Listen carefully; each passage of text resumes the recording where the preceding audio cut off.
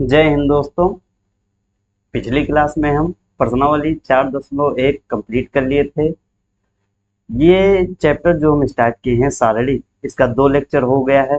पहले लेक्चर में हम प्रश्नावली 4.1 के बेसिक इंट्रोडक्शन देखे थे और एग्जाम्पल्स किए थे। फिर दूसरे लेक्चर में हम प्रश्नावली 4.1 को कंप्लीट किए।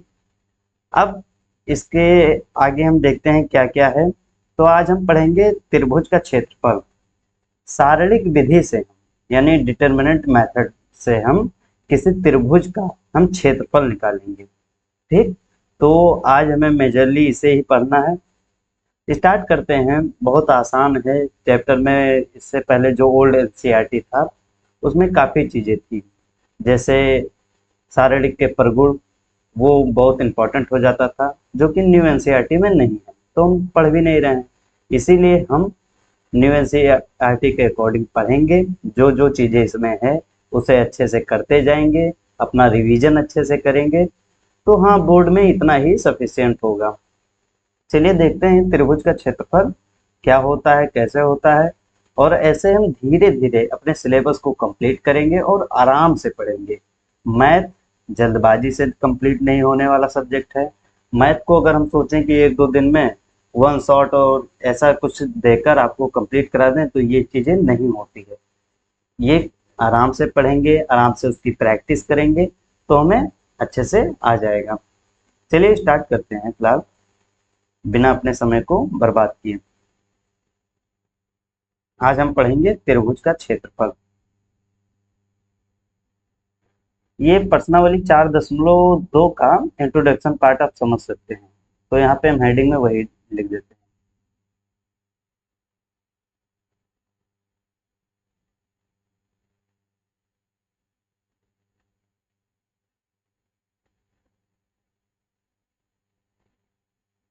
हैं। इंट्रोडक्शन पार्ट है।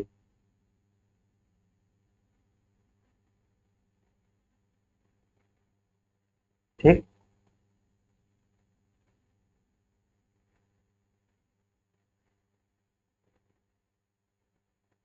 थोड़ा सा ऐसे लिख देते हैं, राइटिंग पे मत जाइएगा।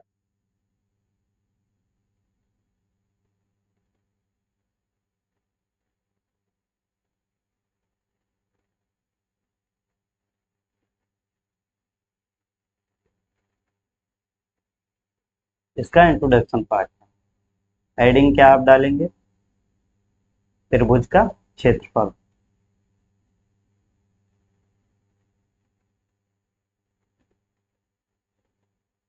एक सेकेंड।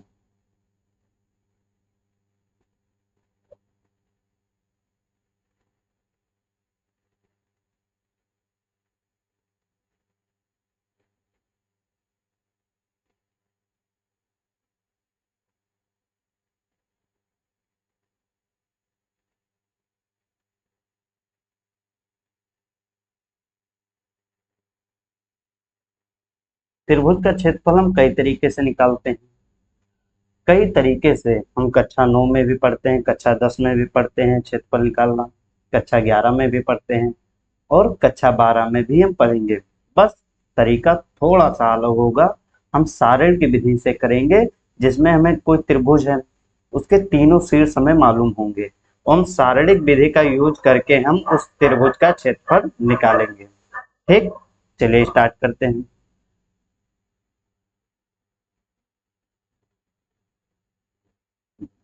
मान लीजिए ये कोई त्रिभुज है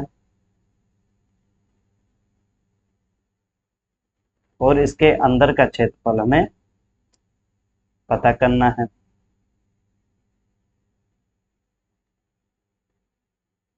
ठीक, अब हम ये समझ लेते हैं, इसका एक शीर्ष ये है जिसे हम ए पॉइंट कह देते हैं, दूसरा शीर्ष ये है जिसे बी पॉइंट कह देते हैं, और तीसरा शीर्ष ये है जिसे हम सी पॉइंट कह देते हैं। ए को हम मान लेते हैं 2, 3। इसके निर्देशांक हमें दिए रहेंगे। ठीक, प्रश्न में हमें निर्देशांक पता होगा। शारीरिक विधि में कैसे सॉल्व करना है, हमें मतलब क्षेत्रफल कैसे निकालना है, बस उतना ही सीखेंगे। बहुत ज़्यादा डिटेल में जाने की ज़रूरत नहीं है कि आया कहाँ से, कैसे होगा, ये सब जानने की ज़रूरत नहीं है। ठीक।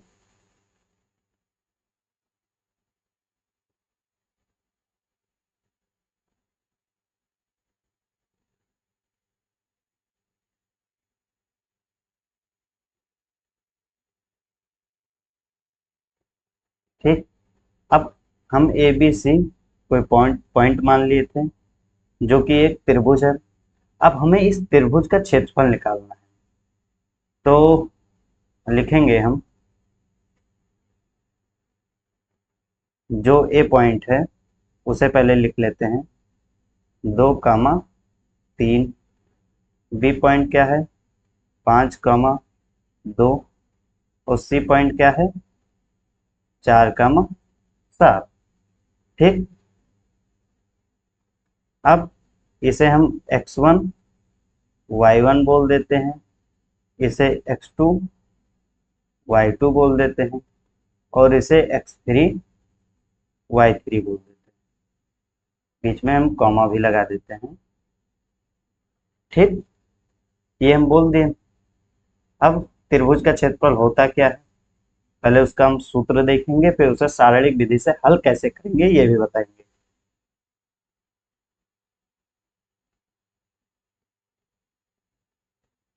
त्रिभुज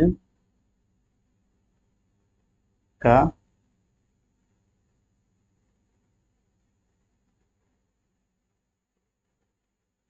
क्षेत्रफल।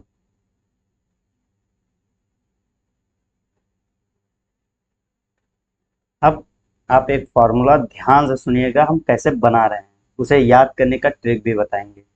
आप 1/2 लिखिएगा, फिर एक बड़ा ब्रैकेट लगाइए।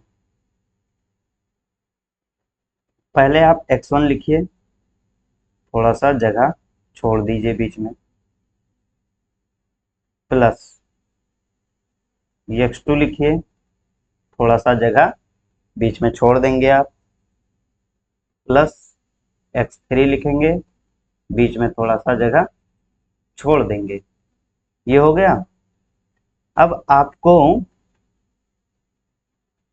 यहां से x1 से अब आपको 1, 2, 3 ये नंबर बोलना है।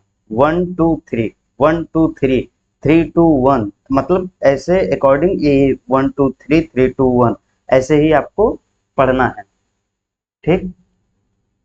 तो यहाँ पर x1 लिखा है, तो हम लिखेंगे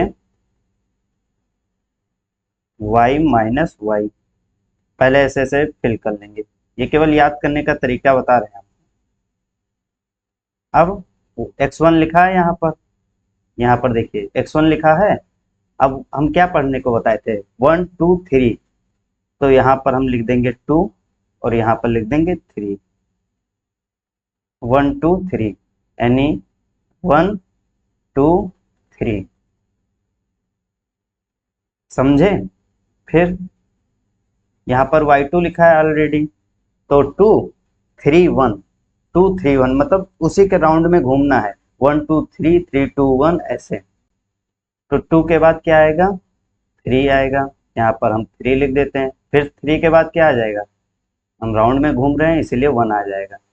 यहाँ पर देखिए आप 2, 3, 1 यही बताना था आपको। फिर मान लीजिए यहाँ पर x3 लिखा है, यहाँ पर x3 लिखा है। अब 3 के बाद क्या आएगा, 3 के बाद हमें 4 पे नहीं जाना है, 1 पे फिर चले जाएंगे। 3, 1, 2, तो 3, 1, 2 यह आ गया त्रिभुज का क्षेत्रफल निकालने का सूत्र।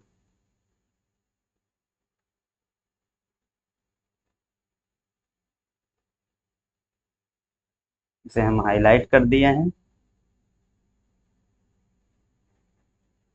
ठीक। फिर से हम इसे रिपीट करते हैं कैसे आया। पहले x1 लिखो, फिर x2 लिखो, फिर x3 लिखो, बीच में स्पेस छोड़ते जाओ। ठीक। स्पेस में y - y लिखो। अब y1 होगा, y2 होगा, y3 होगा, ये कंफर्म करने के लिए हम राउंड में गिनती गिनेंगे 1, 2, 3। ठीक। ये ट्रिक हो गया याद करने के लिए। अब इसी को हम शारीरिक रूप में बदल के हम एक मॉडिफाई सूत्र बनाएंगे, उसे देखिएगा। ठीक, उससे भी हम कर सकते हैं। यहाँ पर हम लिख भी देते हैं, शारीरिक रूप में बदलने पर, शारीरिक रूप में जब बदलेंगे तो क्या हो जाएगा, त्रिभुज का क्षेत्रफल।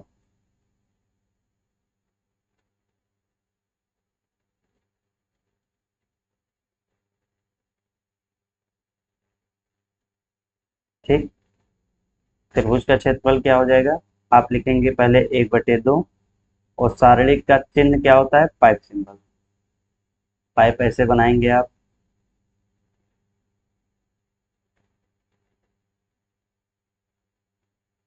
अब आप बहुत ध्यान से देखिएगा, x1 y1 लिखेंगे, x2 y2 लिखेंगे, और x3 y3 लिखेंगे, और यहाँ पर 1 1 1, ऐसा होगा सूत्र।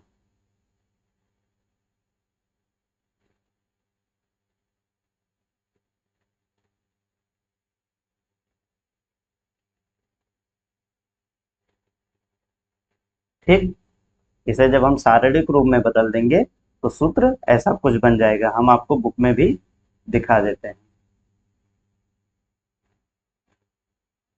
देखो, हम जब वैसे निकालें तो 1/2 x1, फिर ब्रैकेट में y2 minus y3 plus x2 y3 minus y1, फिर x3 y1 माइनस y2, ये हो गया नॉर्मल मेथड। और फिर इसे जब शारीरिक रूप में बदल देंगे तो वो फार्मूला ऐसा कुछ बन जाएगा। अब जब हम एग्जांपल्स करेंगे तो अभी आपको समझ में आ जाएगा, बहुत आसान है, बहुत आसान। ठीक, पहले हम करते हैं एग्जांपल्स।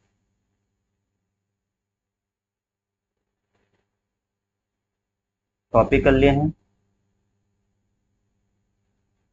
एग्जांपल्स करने के पहले हम आपको पहले रिपीट कर देते हैं क्या क्या पढ़े हैं।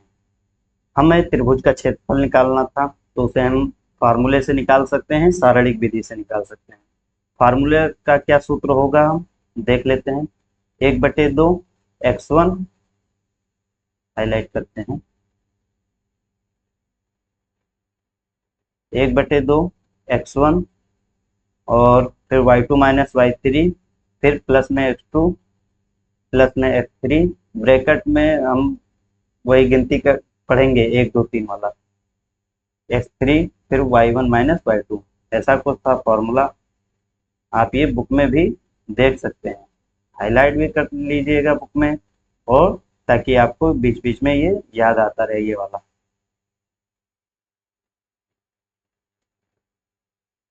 ठीक, इतनी चीजें आपको बताएं।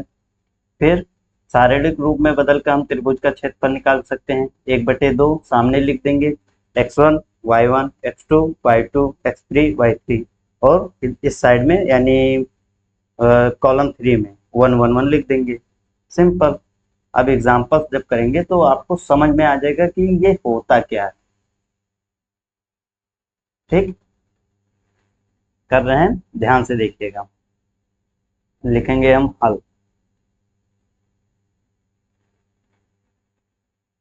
x1 y1 बराबर 3, 8, ये वाला लिए हैं पहले, इसे हम x1 y1 मान लेते हैं।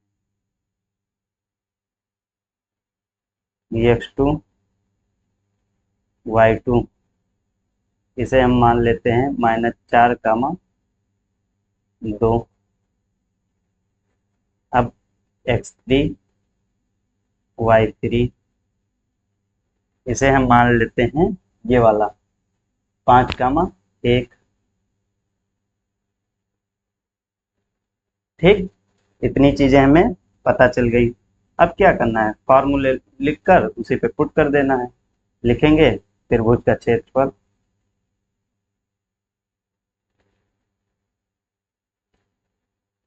त्रिभुज का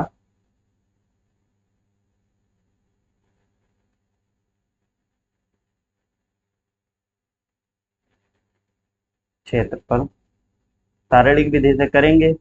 1/2 क्या था, x1 y1 1,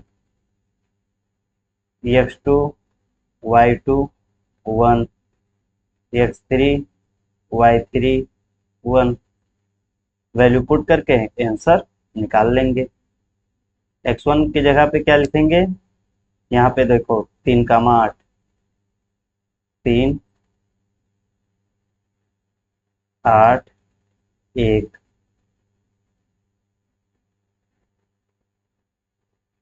फिर x2 की जगह पे क्या लिखेंगे, x2 और y2 के -4, 2। फिर x3 और y3 की जगह पे क्या लिखेंगे, 5, 1, 1।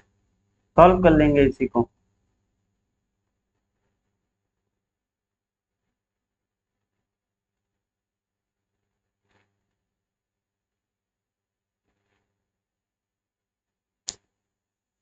शारीरिक का मान सॉल्व करना है तो बड़ा ब्रैकेट लगा देते हैं। R1 के अनुदिश हम प्रसारण करेंगे, लिख भी देते हैं बीच में।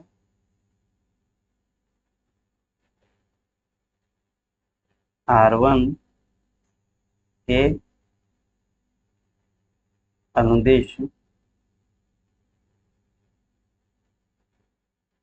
प्रसारण करने पर R1 क्या है, इसी के अनुदिश हम R1 यही है, ये R1 है, इसी के अनुदिश हम प्रसारण करेंगे। प्रसारण करना बताए थे यानी सॉल्व करना बताए थे शारीरिक को। पहले हम प्लस का 3 लिखेंगे और इसे भूल जाएंगे। 2 को 1 से गुणा करेंगे तो क्या आएगा, 2 -1, फिर -8। अब इसे भूल जाएंगे, -4, -4, -5, फिर प्लस का 1। अब क्या होगा, इसे भूल जाएंगे, -4, -10। सॉल्व करते हैं। 1/2, 2 में से 1 गया 1, तो ये हो जाएगा 3, -9 और -9 और 9 को जब -9 को -8 से गुणा करेंगे तो 72 हो जाएगा ये, और ये -14,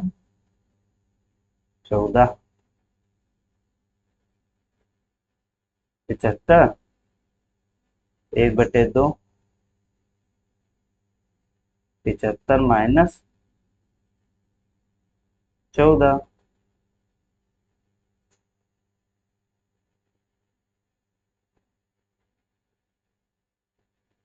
61/2 वर्ग इकाई लिख दीजिए, क्योंकि क्षेत्रफल वर्ग इकाई में ही होता है। अभी अपना आंसर हम क्रॉस चेक कर लेते हैं। ये रहा आंसर,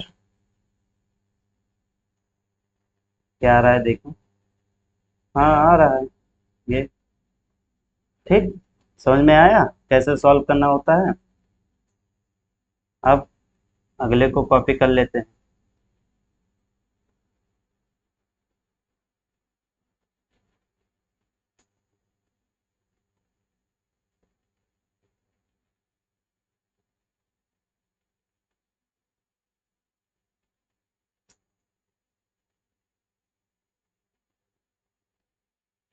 इस क्वेश्चन को करने से पहले हम जो अभी फार्मूला आपको बताए हैं सॉरी, जो फार्मूला बताए हैं उसके नीचे हम कुछ डिटेल लिखेंगे, ठीक, जो कि बहुत इंपॉर्टेंट है। पहले लिखकर उसे हम समझा देते हैं आपको।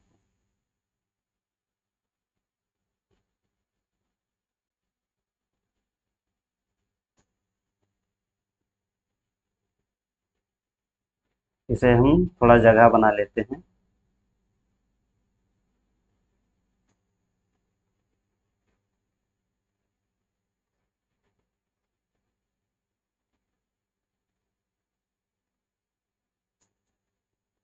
ये त्रिभुज का क्षेत्रफल का हम सूत्र लिखा दिए थे आपको। अब डिटेल क्या है, अगर त्रिभुज का क्षेत्रफल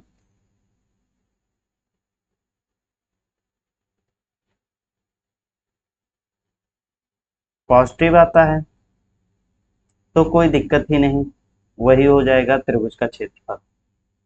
अगर निगेटिव आता है तो क्षेत्रफल तो निगेटिव हो ही नहीं सकता।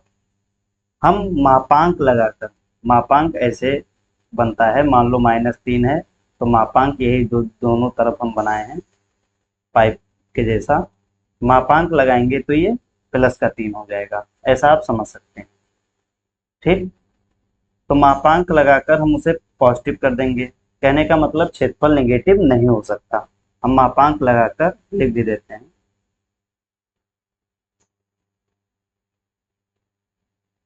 मापांक यूज करके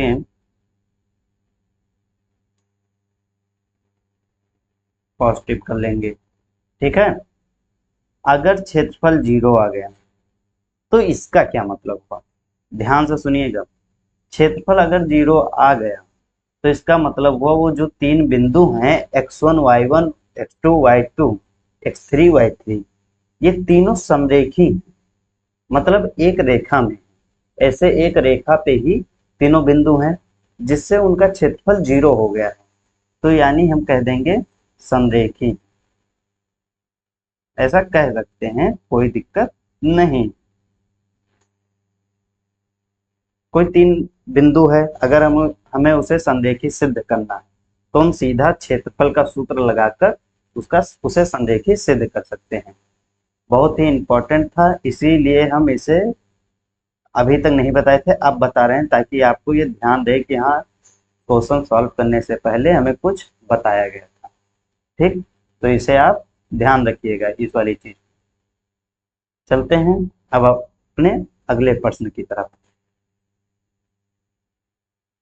क्या कह रहा है, ध्यान से पढ़ेंगे।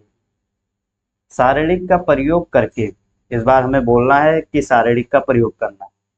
ए हमें दिया है, ये ए है, ये बी है, को जोड़ने वाली रेखा का समीकरण ज्ञात कीजिए। ठीक, अब केवल हम इतना प्रश्न पढ़ते हैं, ये 2 पार्ट में प्रश्न है, इतना पहले हम पार्ट पढ़ते हैं। एक बार फिर से हम पढ़ देते हैं। शारीरिक का प्रयोग करके ए पॉइंट बी पॉइंट को जोड़ने वाली रेखा का समीकरण ज्ञात कीजिए। ठीक, अब रेखा का समीकरण कैसे पता चलेगा, बहुत आसान। एक रेखा हम पहले बना लेते हैं जिसपे ए पॉइंट और बी पॉइंट है। हम यहाँ पे पार्ट 1 को सॉल्व कर रहे हैं, लिखेंगे ये एक रेखा है,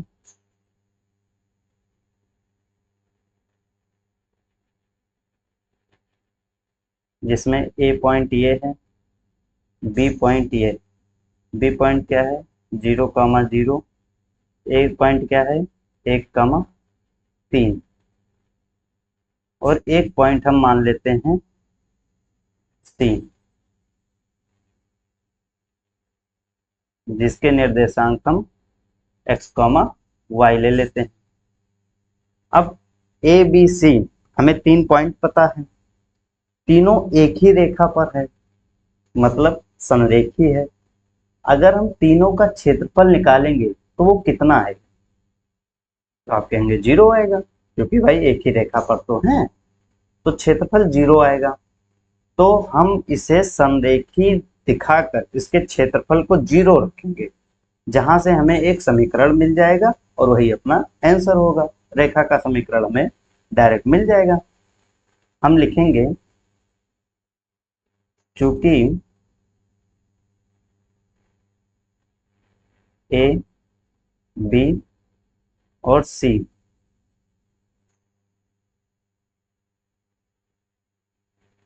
संरेखी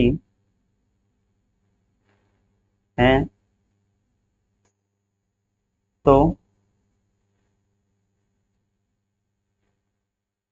ए, बी और सी का क्षेत्रफल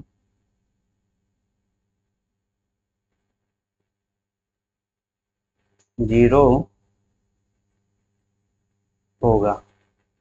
ठीक, क्षेत्रफल क्या होगा? जीरो होगा। अब क्षेत्रफल जीरो होगा, क्षेत्रफल हम 3 पॉइंट का अभी निकालना आपको सिखाए हैं। आप लिखेंगे त्रिभुज का क्षेत्रफल, एबीसी जो त्रिभुज है इस त्रिभुज का क्षेत्रफल।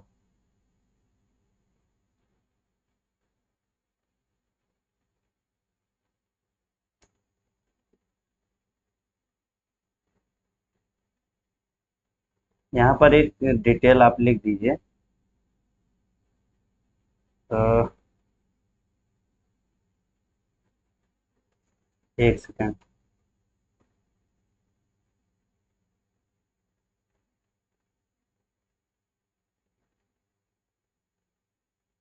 माना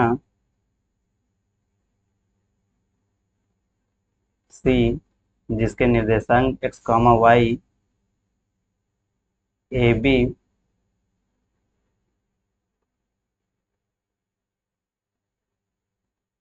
रेखा पर स्थित है।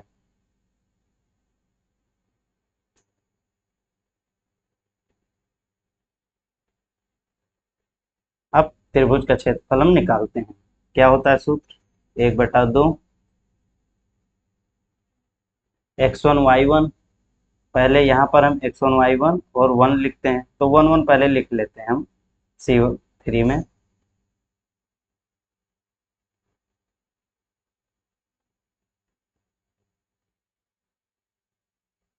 x1 y1 1, 3 मान लेते हैं, x, y और इसे 0, 0।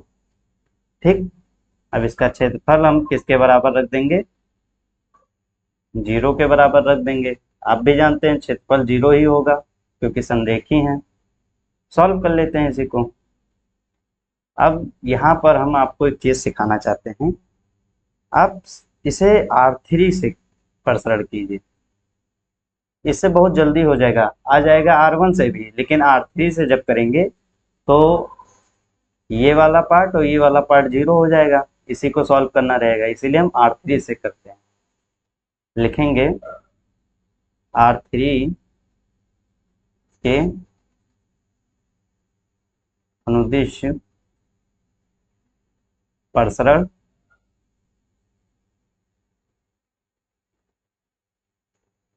करने पर, R3 के अनुदिश हम प्रसरण कर रहे हैं।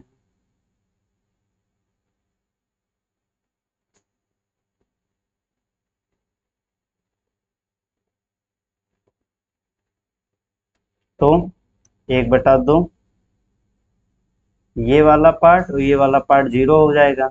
हम लिखेंगे 1 जो कि प्लस का होगा। क्यों होगा? 3, 3 है, 3 + 3 6 जो कि इवन है, तो प्लस का 1। अब प्लस का जब 1 लिख दिए हैं तो ये कॉलम ये रो भूल जाएंगे और आ जाएगा अपने पास y-3x बराबर 0। 1/2 को उधर लेकर जाएंगे, 0 हो जाएगा, तो y-3x इज इक्वल टू 0। तो ये हो जाएगा 3x minus y is equal to 0। यही अपना आंसर हो गया, यानी यही रेखा का समीकरण हमें पता चल गया। एक बार अभी क्रॉस वेरीफाई कर लेते हैं कि सही है या गलत।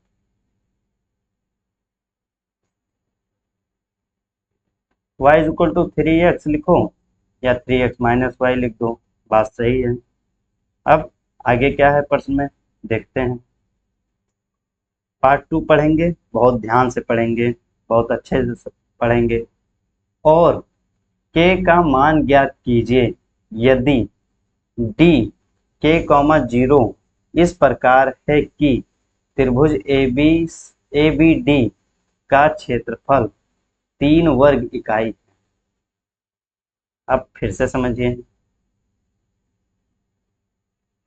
इस बार क्या बात है। दूसरे पार्ट में एक त्रिभुज है इस बार,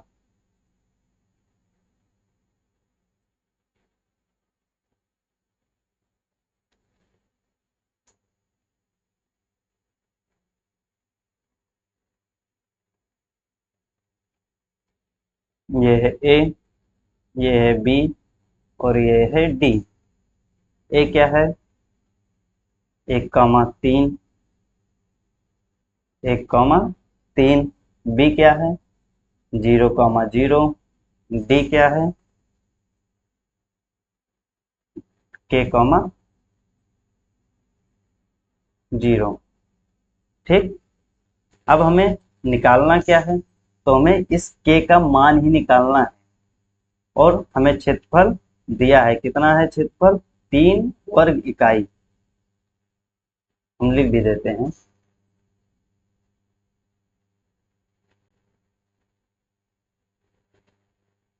दिया है त्रिभुज ए बी डी का क्षेत्रफल कितना है, 3 वर्ग इकाई।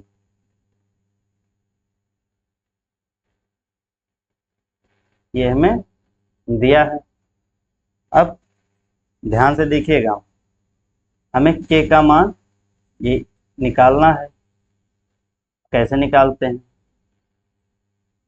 त्रिभुज ए बी डी यानी ये बी और डी, इसका हम क्षेत्रफल निकाल लेते हैं, जो कि 3 वर्ग इकाई के बराबर रख देंगे। अब क्षेत्रफल हो सकता है पॉजिटिव आया हो सकता है निगेटिव आया हो, लेकिन हमें दिखाया गया है पॉजिटिव में ही, तो हम प्लस माइनस दोनों में लेकर चलेंगे। क्षेत्रफल हमेशा जब भी हमें दे रखा हो कि इसके बराबर है इसका क्षेत्रफल, तो हम पॉजिटिव में भी लेकर चलेंगे और निगेटिव में भी लेकर चलेंगे। ठीक। तो पहले हम 1/2 लिखेंगे।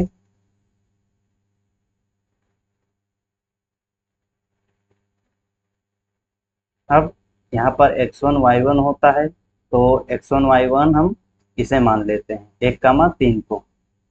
तो 1, 3, 1 बराबर। फिर x2 y2 0, 0 को मान लेते हैं 0, 0, 1। फिर x3 y3 k, 0 को मान लेते हैं k, 0, 1। अब हम प्लस माइनस का 3 लिखते हैं, एक बार हम प्लस भी लेंगे एक बार माइनस भी लेंगे। सॉल्व करते हैं, 1/2 R1 के अनुदिश कर दीजिए चाहे R2 के अनुदिश कर दीजिए, सेम आंसर आएगा। R2 के अनुदिश कर लीजिए, क्योंकि ये दो टर्म जो है ये और ये 0 हो जाएगा, केवल यही सॉल्व करना रहेगा। चलिए हम R2 के अनुदिश ही करते हैं ताकि अपना आंसर जल्दी आ जाए। लिख देते हैं R2 के अनुदिश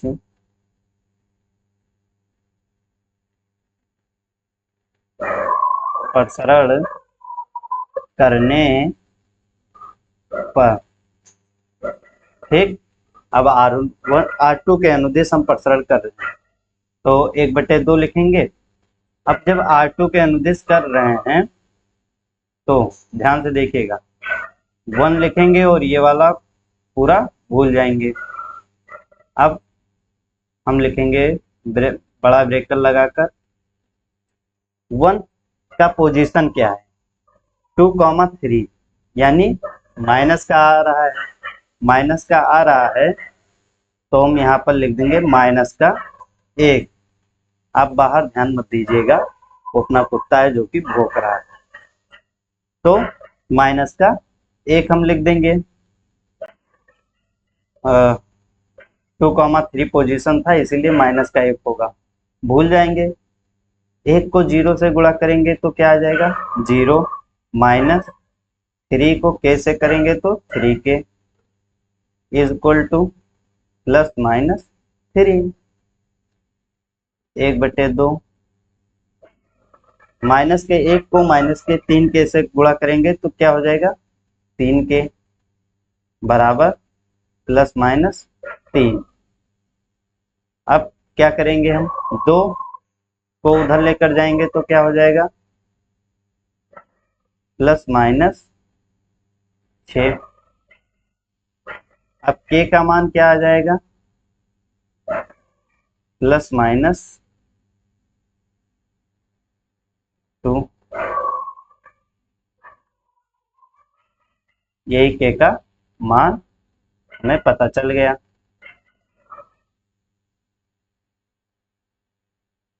यही अपना आंसर है। एक बार चेक कर लेते हैं।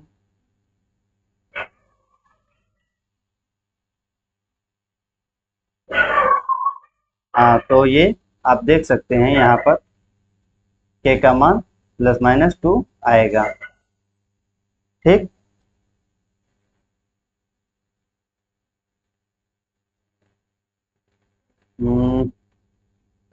एक बार हम चेक कर लेते हैं कोई दिक्कत तो नहीं हुई,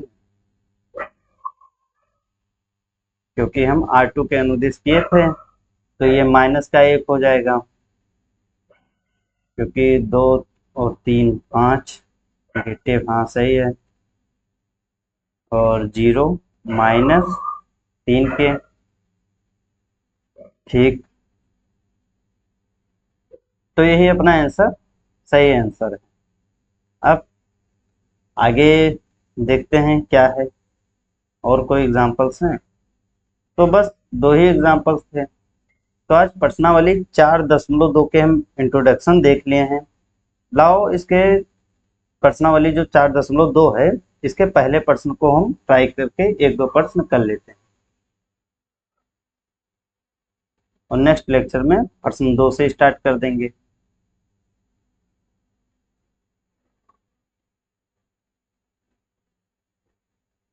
है बहुत आसान भाई, आप थोड़ा सा भी मेहनत करेंगे तो बहुत अच्छे से आ जाएगा। क्या है, निम्नलिखित प्रत्येक में दिए गए शीर्ष बिंदु वाले त्रिभुजों का क्षेत्रफल ज्ञात कीजिए। तीनों पॉइंट दे दिया है त्रिभुज का, क्षेत्रफल पूछ लिया है, 1-2 आपको बता देंगे, और आप थोड़ा प्रैक्टिस एक खुद से भी कर लीजिएगा। हम पहला बताते हैं। पहला x1 y1 लिख देते हैं यहाँ पर, माना x1 कामा y1 बराबर 1,0, x2 कामा y2 6,0, x3 y3 4,3। ठीक, अब त्रिभुज का क्षेत्रफल लिखेंगे।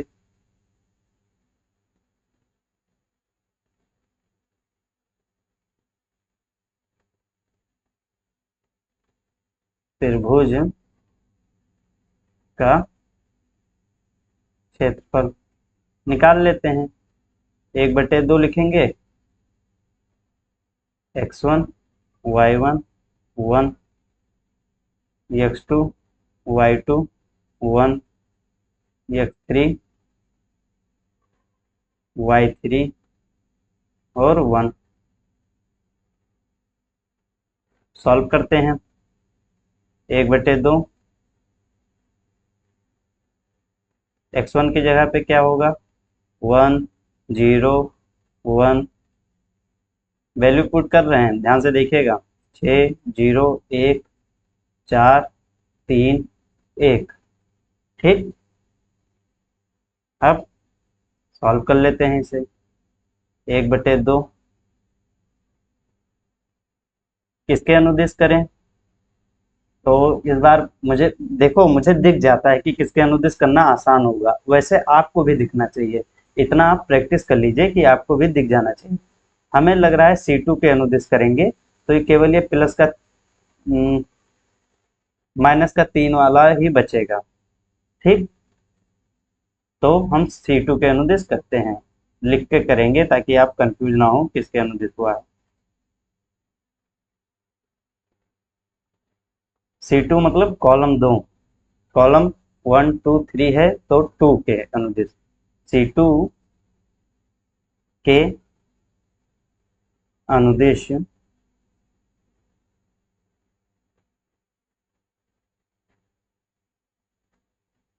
प्रसरण करने पर, C2 के अनुदिश कर रहे हैं। C2 क्या है? यही तो है। अब दो टर्म आपका जीरो हो जाएगा, एक ये और एक ये, बचेगा केवल 3।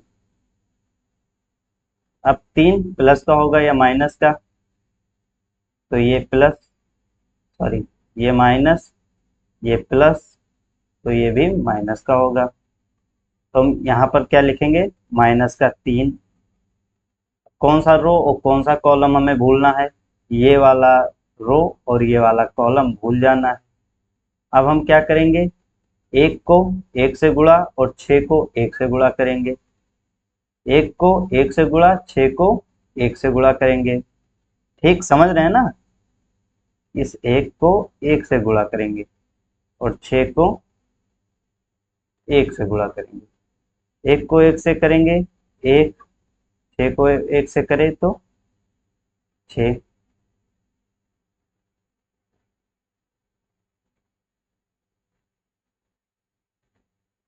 सॉल्व कर लेते हैं। 1/2 -3, -3 -5 -15।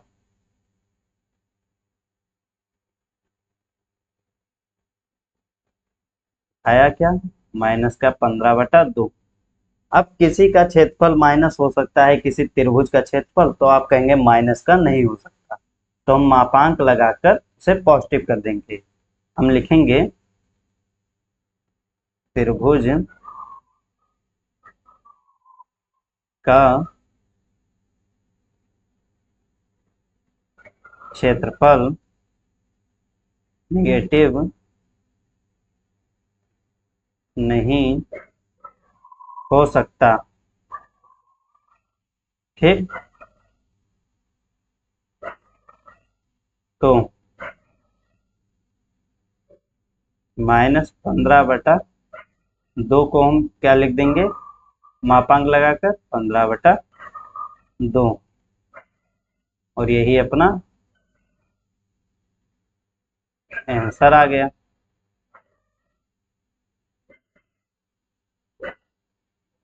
ठीक, ये पहले पार्ट का आंसर हमें पता चल गया। हम इसे चेक कर लेते हैं कि सही है या नहीं। हमारे पास बुक है प्रश्नावली 4.2।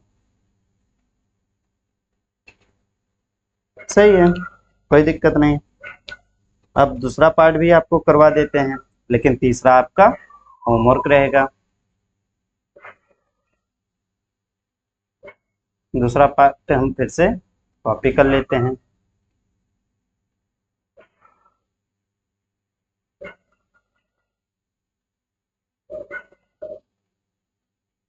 ये एक त्रिभुज के तीनों शीर्ष दिए हैं और हमें उस त्रिभुज का क्षेत्रफल निकालना है। तो इसे हम x1 y1 x2 y2 x3 y3 बोल देते हैं। फिर लिखेंगे हल। त्रिभुज का क्षेत्रफल कैसे लिखते हैं? वैसे जैसे हर बार लिखेंगे वैसे ही जैसे लिख देंगे। 1/2 लिखेंगे, x1 y1 1 x2 y2 1 x3 y3 और 1। ठीक, वैल्यू पुट कर देते हैं। 1/2 x1 के जगह पे, एक सेकंड, 2 y1 के जगह पे 7 1, फिर x2 के जगह पे 1 1 1, x3 के जगह पे 10 8 और 1। C1 वो C3 जो है यानी तीसरा कॉलम, वहां पर हम हमेशा 1 1 ही रखते हैं। सॉल्व कर लेते हैं इसी को। 1/2 R1 के अनुदिश कर रहे हैं, प्लस का 2 होगा। अब इसे और इसे भूल जाएंगे। 1 - 8 1 - 8, फिर माइनस का 7, इसे और इसे भूल जाएंगे। 1 - 10 प्लस का 1 लिखेंगे, इसे और इसे भूल जाएंगे। 8 - 10 8 - 10 क्या हो जाएगा? माइनस का 2। क्या आ जाएगा ये? 1/2 ये हो जाएगा माइनस का 7, क्योंकि 2 से गुणा करेंगे तो माइनस का 14, और ये माइनस का 9 माइनस का 7 प्लस का 63, फिर माइनस का 2। 1/2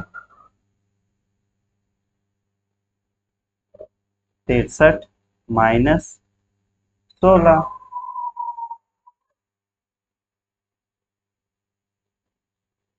फाइनल में क्या आंसर आ जाएगा? 63 में से जब हम 16 घटाएंगे तो कितना होगा? जब हम 13 घटाएंगे तो 50, तो हो जाएगा ये 47। 47/2। आपको नीचे हो सकता है ना दिखे, हम थोड़ा ऊपर लिख देते हैं यहाँ पर। 47/2 यही अपना आंसर है।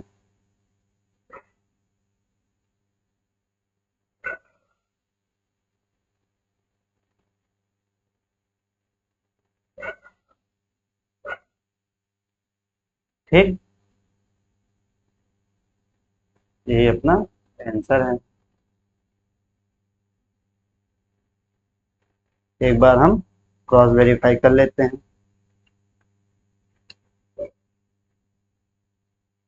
सही है, यानी ये भी अपना हो गया। अब आप जो ये तीसरा पार्ट है, ये वाला पार्ट, ये आपका रहेगा होमवर्क, क्योंकि आप जब जितना प्रैक्टिस करेंगे उतना ही आने वाला है।